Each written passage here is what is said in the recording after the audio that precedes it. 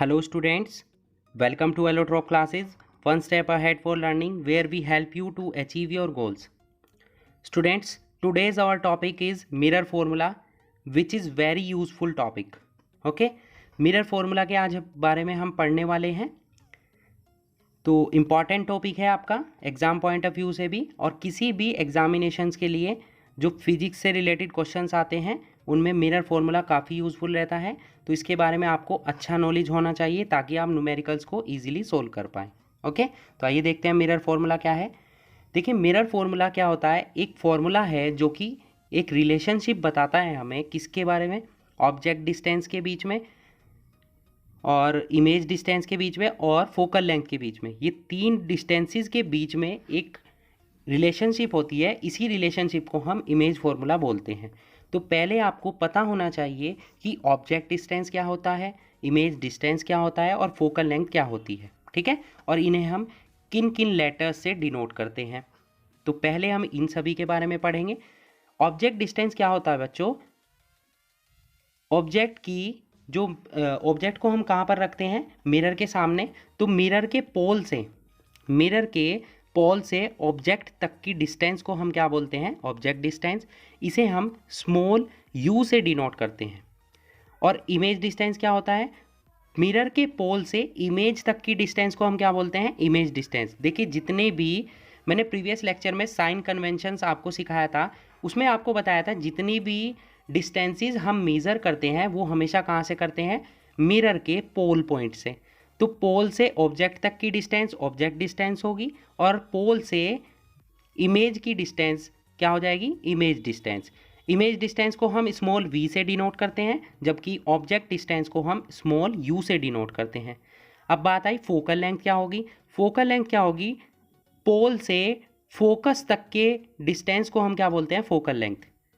Mirror का एक पोल point होता है, P से डिनोट करते हैं, और मिरर का एक फोकस पॉइंट होता है। दोनों के बीच की डिस्टेंस को हम क्या बोलते हैं, फोकल लेंथ बोलते हैं। इसे हम स्मॉल f से डिनोट करते हैं। तो ऑब्जेक्ट डिस्टेंस हुआ हमारा स्मॉल u, इमेज डिस्टेंस हुआ स्मॉल v और फोकल लेंथ हुआ हमारा स्मॉल f। इन तीनों डिस्टेंसेस के बीच में, मीन्स u, v और f के बीच में जो फॉर्मूला एक रिलेशनशिप डेराइव करता है, उसी फॉर्मूला को हम क्या बोलते हैं, मिरर फॉर्मूला। ठीक है, ये मिरर फॉर्मूला आपका किसी भी स्फेरिकल मिरर के लिए यूज़ हो सकता है, चाहे वो कॉनकेव मिरर हो या कॉन्वेक्स मिरर हो। ठीक है, तो वो फॉर्मूला क्या है बच्चों, मिरर फॉर्मूला। उसी फॉर्मूले को हम क्या बोलते हैं, mirror formula. Means a formula which gives the relationship between image distance, object distance and focal length of a spherical mirror is known as the mirror formula. ठीक है, यू, वी और एफ के बीच में जो रिलेशनशिप प्रोवाइड करता है उस formula को हम क्या बोलते हैं, मिरर फॉर्मूला। ठीक है, इस मिरर फॉर्मूला को हम कैसे नोट करते हैं, ये हमारा हुआ वो mirror formula, 1 upon image distance plus 1 upon object distance is equals to 1 upon focal length. In short we can say that 1 upon v plus 1 upon u is equals to 1 upon F.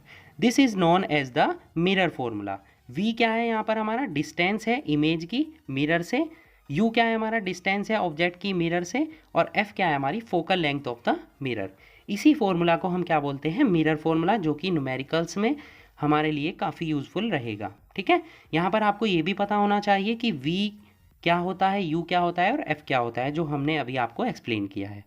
ठीक है, अब बात है linear magnification. ये भी हमारा numericals में use होगा। जहाँ पर जिस न्यूमेरिकल में आपका मिरर फॉर्मूला यूज़ होगा, वहाँ पर लीनियर मैग्नीफिकेशन से रिलेटेड न्यूमेरिकल्स भी आपसे पूछे जाते हैं। तो लीनियर मैग्नीफिकेशन क्या होती है, ये एक रेशो होता है जो कि इमेज की हाइट और इमेज ऑब्जेक्ट की हाइट के बीच में एक रिलेशनशिप डेराइव करता है। Means the ratio of height of image and height of object is known as linear magnification. ठीक है, ये हाइट के बेसिस पर हुई इसकी डेफिनेशन, और इसकी डेफिनेशन हम डिस्टेंस के बेसिस पर भी लिख सकते हैं, जो कि हमारी सेकंड डेफिनेशन है, the linear magnification produced by a mirror is equal to the ratio of image distance to the object distance with a minus sign. ठीक है, माइनस साइन हम यूज़ करेंगे। ऑब्जेक्ट डिस्टेंस और इमेज डिस्टेंस, ठीक है, इन दोनों के बीच में रिलेशनशिप भी हमारा लीनियर मैग्नीफिकेशन ही बताता है। ठीक है, तो ये हमारी दो डेफिनेशन हुई लीनियर मैग्नीफिकेशन की। एक तो हुई हमारी हाइट के बेसिस पर और एक हुई हमारी डिस्टेंस के बेसिस पर। ओके, तो इनका फॉर्मूला देख लेते हैं। पहले हाइट के बेसिस पर देखते हैं। तो लीनियर मैग्निफिकेशन का फॉर्मूला क्या होगा? Height of image upon height of object. m से डिनोट करते हैं मैग्निफिकेशन को, हाइट ऑफ इमेज को हम h2 से डिनोट करेंगे और हाइट ऑफ ऑब्जेक्ट को हम h1 से डिनोट करेंगे। ओके, क्लियर हुआ आपको ये? किसी किसी बुक में आपको height of image capital I से डिनोट कर मिलेगी और ऑब्जेक्ट की हाइट क्या होगी? Capital O। तो आप दोनों में से जो भी आपको अच्छा लगे आप यूज़ कर सकते हैं। तब हमारा फॉर्मूला हो जाएगा m equals to capital I upon capital O। या आप यूज़ कर सकते हैं m equals to h2 upon h1। m क्या है? हमारा मैग्निफिकेशन है, h2 है हमारी हाइट ऑफ इमेज और h1 है हमारा height of object. Clear? Next, अगर डिस्टेंस के बेसिस पर देखें तो मैग्निफिकेशन का फॉर्मूला क्या होगा? माइनस, क्योंकि मैंने अभी आपको बताया था माइनस साइन यूज़ करेंगे हम डिस्टेंस में, minus image distance upon object distance. अभी मैंने आपको बताया इमेज डिस्टेंस को हम किससे डिनोट करते हैं? स्मॉल v से, और ऑब्जेक्ट डिस्टेंस को हम किससे डिनोट करते हैं? स्मॉल u से। तो मैग्निफिकेशन का फॉर्मूला क्या हो जाएगा? m is equals to minus v upon u. m हमारा क्या है यहाँ पर? मैग्निफिकेशन, v हमारा क्या है? इमेज डिस्टेंस, और u क्या हो जाएगा बच्चों? Object distance. ओके, यहाँ आप देख सकते हैं। तो m के हमारे दो फॉर्मूले हो चुके हैं, m is equals to h2 upon h1 and m is equals to minus v upon u. तो दोनों m के फॉर्मूले हैं, तो ये दोनों आपस में भी इक्वल होंगे। Hence we can see that h2 upon h1 is equals to minus v upon u। This is the formula for linear magnification. Okay, अब रे डायग्राम्स में क्या होगा? ऑब्जेक्ट हमेशा कहाँ पर रखा जाता है? प्रिंसिपल एक्सिस पर। तो वो अपवर्ड डायरेक्शन में रखा जाता है ऑब्जेक्ट। तो हाइट, ऑब्जेक्ट की हाइट क्या हो जाएगी? h1, वो हमेशा कैसी होगी? पॉजिटिव होगी। और इमेज की हाइट हमेशा h2, वो पॉजिटिव भी हो सकती है, नेगेटिव भी हो सकती है। वर्चुअल इमेज की कंडीशन में क्या होगा? इमेज दो टाइप की होती है, real image and virtual image. Virtual image की कंडीशन में क्या होता है? क्योंकि वर्चुअल इमेज हमेशा कैसी बनती है? इरेक्ट बनती है, और रियल इमेज हमेशा कैसी बनती है? इन्वर्टेड। तो इन्वर्टेड का मतलब अपोजिट होना, उल्टा होना। तो रियल इमेज की कंडीशन में जो इमेज हाइट होगी हमारी h2 वो नेगेटिव हो जाएगी, और वर्चुअल इमेज की कंडीशन में इमेज हाइट हमारी कैसी हो जाएगी? h2 पॉजिटिव हो जाएगी। क्लियर?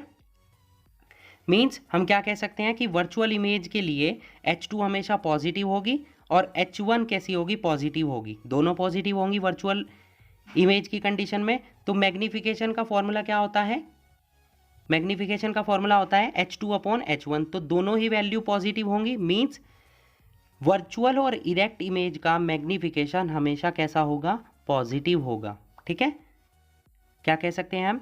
अदर वर्ड्स में हम क्या बोल सकते हैं कि मैग्निफिकेशन अगर प्लस है, प्लस साइन का है, मीन्स मैग्निफिकेशन की वैल्यू पॉजिटिव है, तो इमेज कैसी होगी बच्चों?